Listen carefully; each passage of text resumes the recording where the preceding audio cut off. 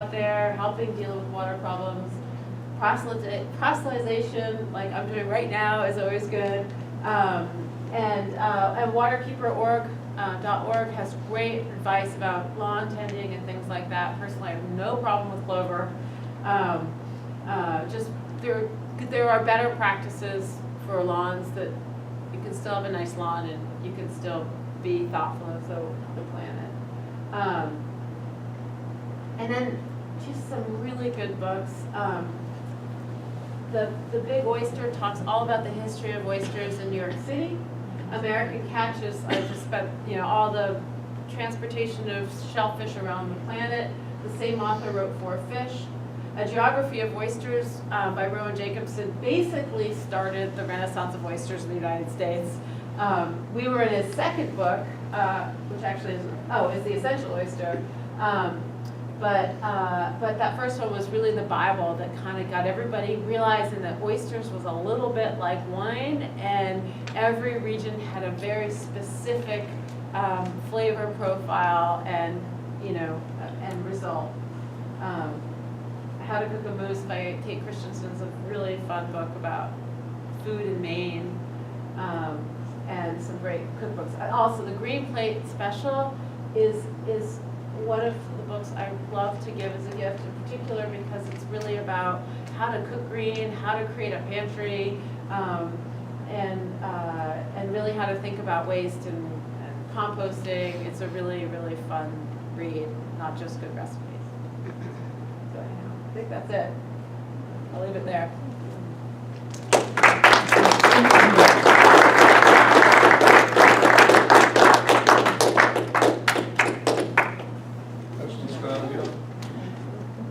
Yes. Could you talk a little bit about the market? I mean, we are continually growing more and more oysters. Is this sort of an unlimited market, or? So I had to give a talk. I was on a panel at the Island Institute last Friday, because they are very interested in figuring out how we can keep the working waterfront working, which is a beautiful and important mission. I was a little bit the bearer of bad news because aquaculture is a very clear point of entry for people who are interested in aquaculture, because you can get into it on a small scale fairly easily. The problem is that, as you saw, the numbers of participants is tremendous, and the price pressure is getting very keen, and so scaling up is actually getting much more important than it used to be, and there are much different style players coming in, and so it's an industry that's growing up very fast, and big farms are putting oysters out in the market at 50 and 60 cents when you can get 50 cents for a wild oyster.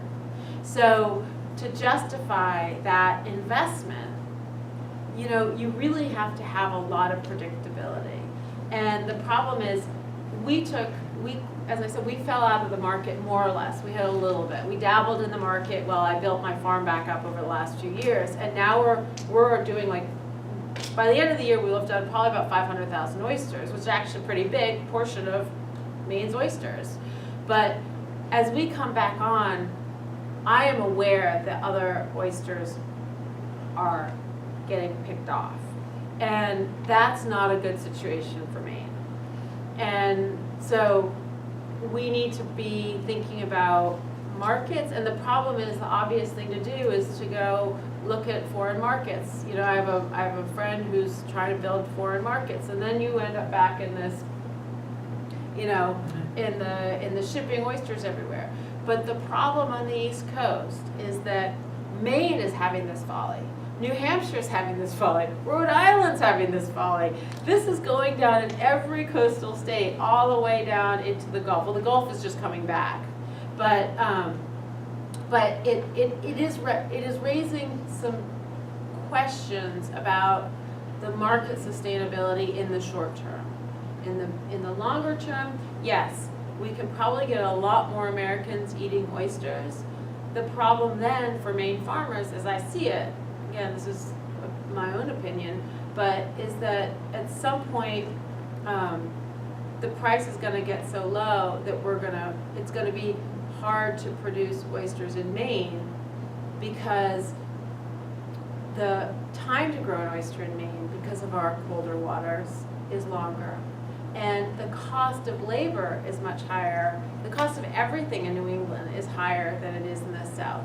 So it's a delicate balance, and my sort of call to action, if you will, or whatever. My recommendation was that Maine really continue to focus on super high quality product and less on volume, but really focus on quality. Because I think that's the style of farming that would do very well here. Maine is all those little nooks and crannies.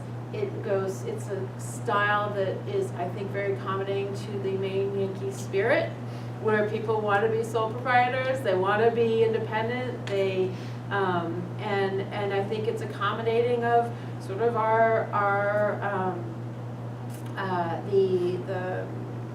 in terms of the investments the realistic investments that people can make into these types of farms.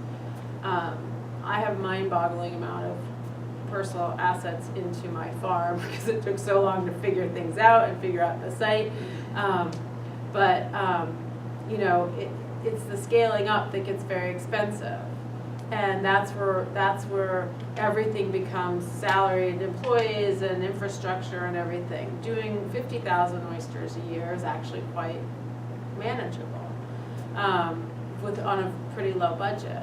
But for those farms to be able to afford even that, the prices can't be dropping to 35 cents. They gotta stay higher because things cost what they cost. And at the end of the day, if you're in your 30s and your 40s and you're an independent worker, your health care alone is going to cost you $500 a month.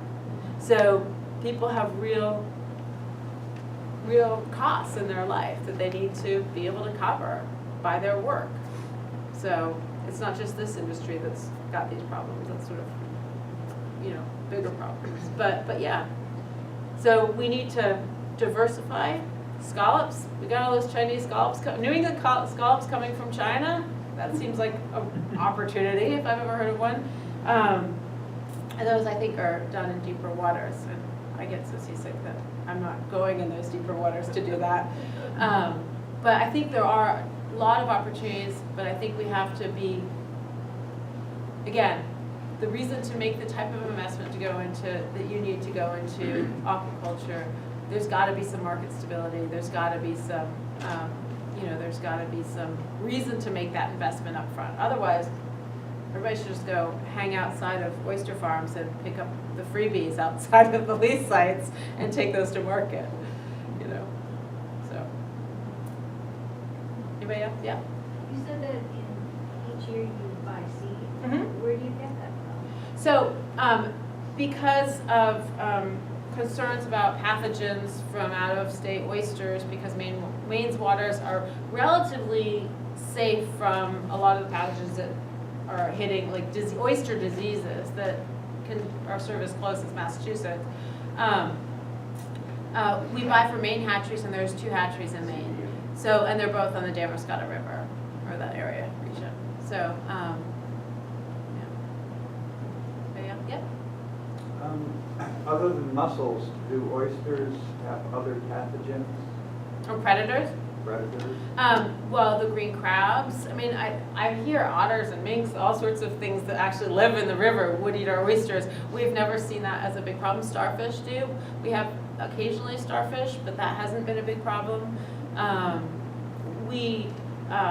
it's interesting because we expected a lot more predation when we threw them on the bottom, but by the time we put them on the bottom, they're big enough so that the green crabs really don't have that much access to them. In fact, one of our employees told this hilarious story about a green crab that tried to take out one of our oysters that was just, its little shell was just a little bit open, and he was happily feeding away. And so this crab thrust its claw in the opening and infuriated the oyster, who slammed shut. And that shocked the crab, who wasn't expecting it. And so the crab tried to run off sideways, and the oyster was clinging to him with fury. And he tried to run away, but he was stuck to this oyster. Eventually the oyster gave up, or eventually the oyster let go. But yeah, so we have green crabs, but I haven't seen, that hasn't been our big problem when we put them on the bottom. What has been a big problem is migrating silt. That's been, this last storm, so we're between a beach and a sandbar, right? We flanked the trestle. And so between us, and actually the reason I picked that site was because I found ballons there. And I was like, well, if ballons grow there, there's a likelihood that we're gonna be able to grow oysters there, American oysters. But there's a sandbar on the other side. And then that last big storm we had, that sandbar migrated probably like 30 feet. Like it's just this constant migration. So as we've ground seeded, we've lost tons in trying to figure this out. But there were certain areas that we've ground seeded that are fairly stable and others that are just misery. So, but what's interesting is now that the oysters, we have a lot of oysters in the bottom, they're starting to create a habitat. And as a community, even they seem better able to deal with the silt than they were when we had sort of small patches hither and yon. So I think there's sort of we're in a good cycle right now where things are, the better we do, the better we do. Something bad will still probably happen, but it's a good place to be. So. Why is silt bad for an oyster? Well, a little silt is fantastic for an oyster. It gives flavor. It gives, you know, they love that habitat.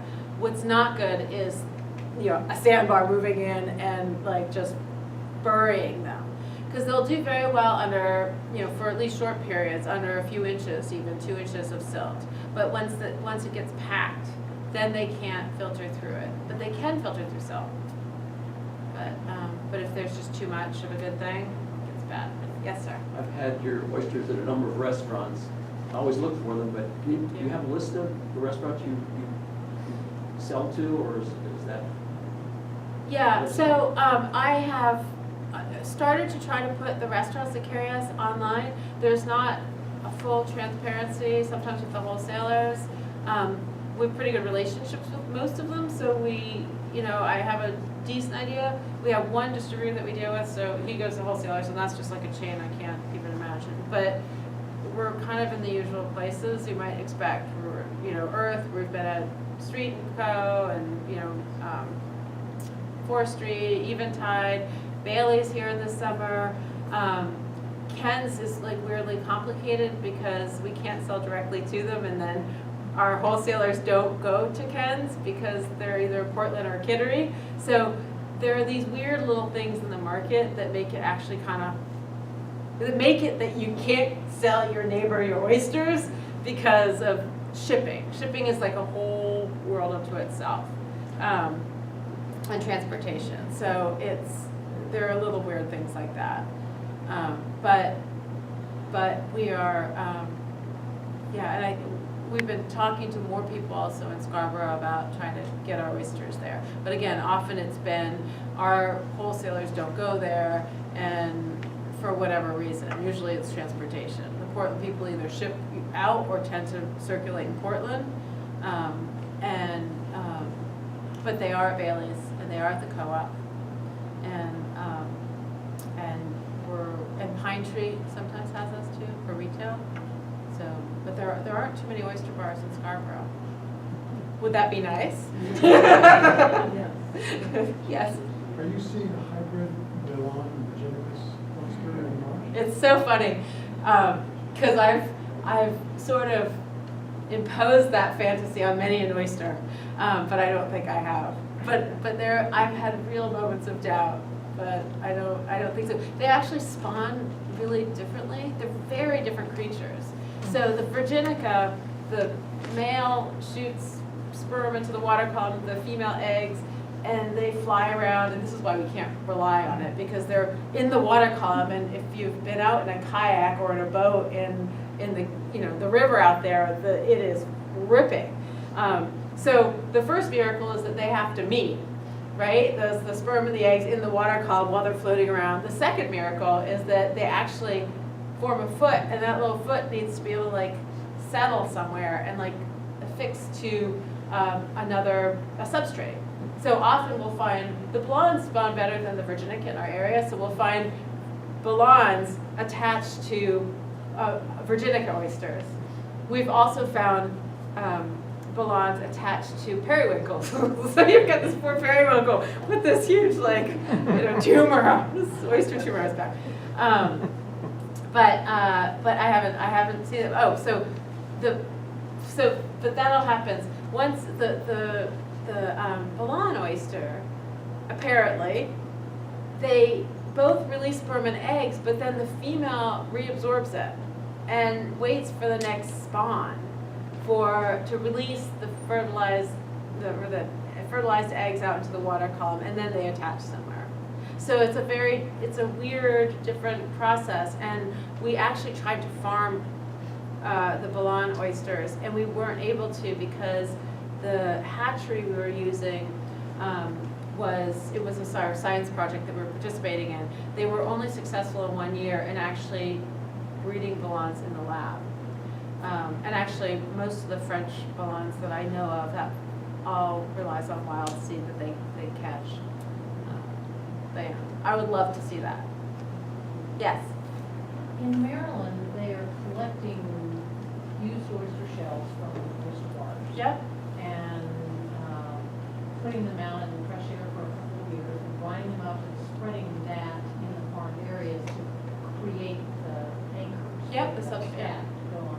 Is that happening in Maine? Not that I know of. It's funny because I asked the DMR about doing just that in the 2009 when we started out, and then they freaked out at the idea I would go to Street and Co. and they would go dump those oyster shells in the river, and they said you have to go leave them outside for a year, and I didn't have that kind of infrastructure to be able to do that, but I don't think that is happening here.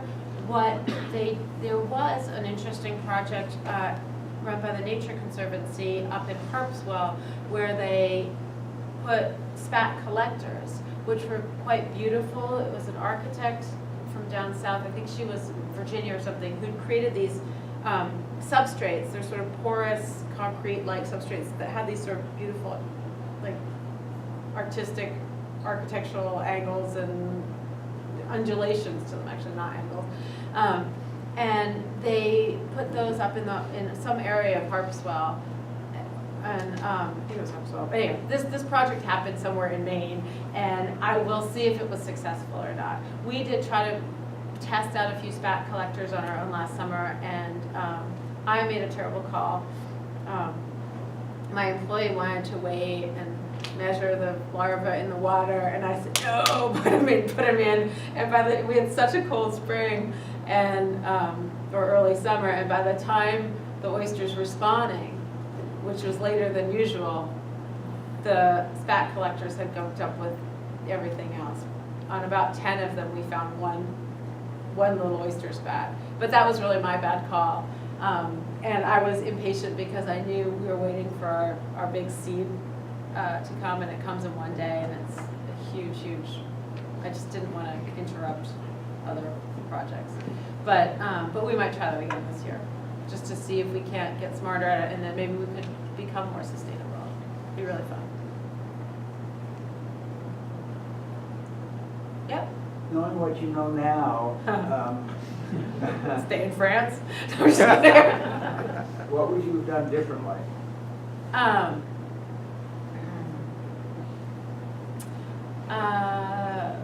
It's hard it's a really hard question, because the truth is, when I started out, I didn't meet anybody who knew anything about oysters. There were people up the coast who did, and people were helpful. But in 2009, people from southern Maine were like, oh, there's oysters in Maine? And oyster connoisseurs, of course, knew that the best oysters come from Maine. But it was so localized to the Damariscotta River that it was very hard to get people to kind of engage in this as a real activity. The thing that would have helped me would have been to after the first year where I kind of figured how it would go, would have been, rather than put modestly big amounts of money in every year, actually just make that much bigger investment than I could have ever imagined doing right in year 2 or 3 when we kind of had knew what we were doing, but really invested and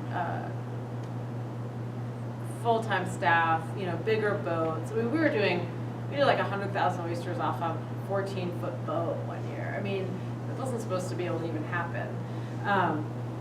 So I think I would have made a much bigger investment up front. But I don't know that that would have been possible because now I get so many people who want to come work for us because word's out. At the time, it didn't have that cachet, and it was kind of harder to convince somebody that this was cool and this was interesting. But now I get Bowdoin graduates, and I've got this kid with a master's degree from University of Maine who is probably one of the smartest people I've ever met. Who's I hope he's not going to watch this and ask for a raise, but who works for the farm, and I've just got an incredible team, and that's made the difference. Yep. What is involved in tending the oysters? I mean, you mentioned the work, but what is the actual work? What happens daily or monthly? It is all repeat, boring tasks, and then in the summer you get to swim with the oysters, and you're like, oh my God, it was all worthwhile. It's bag scrubbing, but I mean, it's just maintaining gear basically, and then dealing with nature. And we are learning that we can't win that battle, so we keep structuring the farm in ways that we're taking nature's cues and following them as much as we can. Because every time I try to I lose that. But it's just a lot of tedium. Right now we're harvesting like 12,000 a week right now, and it's basically hauling oysters off the bottom or out of bags, counting them. Like it's really boring, repetitive work. Sort them by size and grade. Yeah, we grade them, and so the hope is as we grow and we kind of branch out into some other activities, we can rotate people more and help get some retention, because you really have to be really interested in it, which actually, that's sort of the joke, is that the marine biologists tend to stay longer than a lot of other people, because they're actually so excited about the whole ecosystem that they're involved in. But it's repetitive, backbreaking work, and there's really no way around it. We are constantly grooming our systems to make them more efficient and make them lighter on people's backs. The nursery that I built there out of the repurposed lobster tanks was designed to be chick friendly, so I didn't kill my back, and so I could do all the tasks myself. A lot of the aquaculture equipment is just this huge stuff. You need 2 men to do it. So we've tried to be really thoughtful about how we do stuff, so it's better. We also had Ken Simmons, who's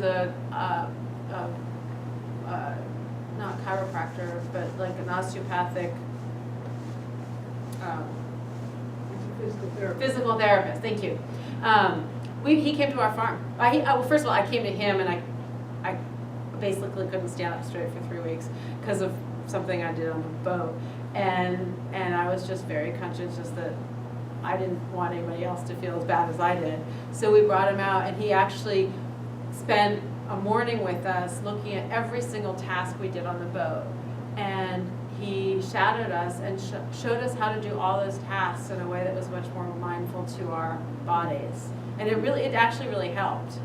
I think we're going to have to bring him out again as we keep renewing, as people come and go. It's a really good lesson for us all to think about. Good, about 5 more minutes to questions. Yep.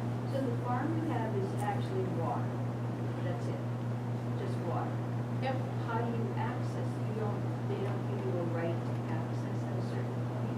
Oh, well, Scarborough's been wonderful to us. So they gave us, we have a 10-year, we're a few years into it, but we have a 10-year licensing agreement. So the floating nursery that you saw with the big bins is actually at the pier, and we have a ladder down it.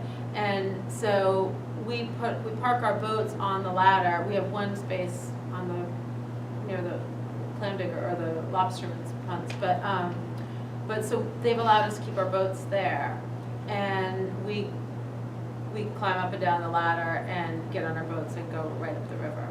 But it's really funny, this, you know, coming from sort of school and then offices, and then suddenly this is work. It was you're going to work, going down a ladder to go to work was a really different experience. But it's sort of awesome. It's a really, I had one friend who, you know, sort of similar background as I did, whose wife was a lawyer, and then they had a baby, and she couldn't take time off, so he became a sort of parent, stay-at-home parent, and he came out and he worked on the farm just to get out of the house a couple days a week, and a year later he came up to me and said, "That was the most patriotic job I've ever done," and he was right. There is something like that, so like you're like, I'm digging in. Like my life before this was like how far and wide I can travel, and I just feel like I never went very deep. And like the last 8 years, my whole life has been about a few acres in the Scarborough River, and yet my world has expanded in so many ways, in many ways much broader than it had when I was sitting there jet setting around. So. Did you have a question? Sorry. Yep. What percentage of your oysters stay in Maine after they're harvested? Not that many. That's a great question, and you know what? That's actually really. We do a lot of metrics, and that's one we haven't really thought about. But I would say right now, when we're direct shipping several thousand a week to New York to clients, just FedEx ground, they can get them the next day.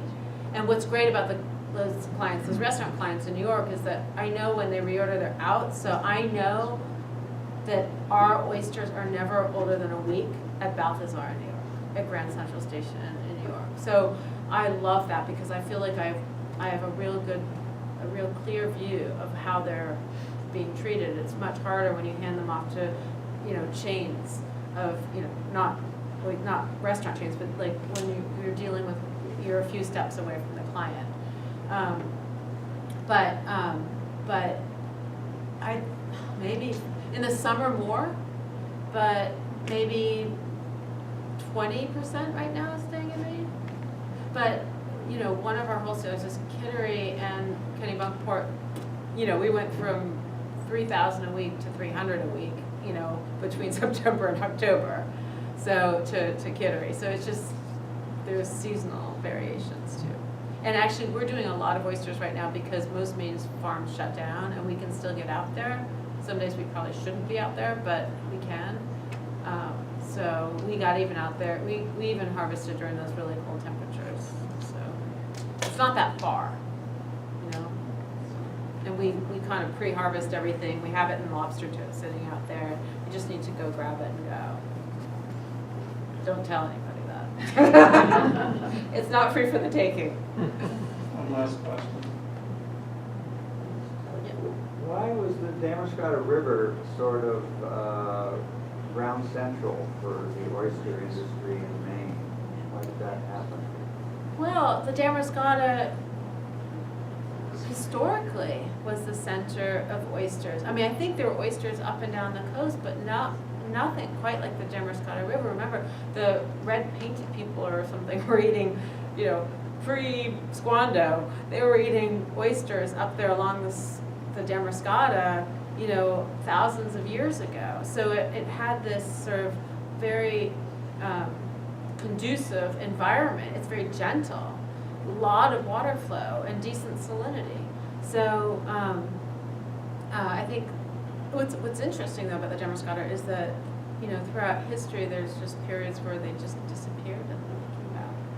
So, but what happened sort of specifically was there were sort of a number of people at the University of Maine at Orono associated with, I think the Darling Center was around then, who was sort of in the 70s. It was sort of the beginning of everybody back to the land, that whole thing. There were a few very inspired people, like the founders of Pemaquid Oysters, for example, who got together, and I think they done research at the University of Maine. I mean, I may have some of the facts wrong here, but sort of basically a bunch of people from University of Maine started oyster farms along the Damariscotta River and grew a community, grew skills, grew, those are the real pioneers.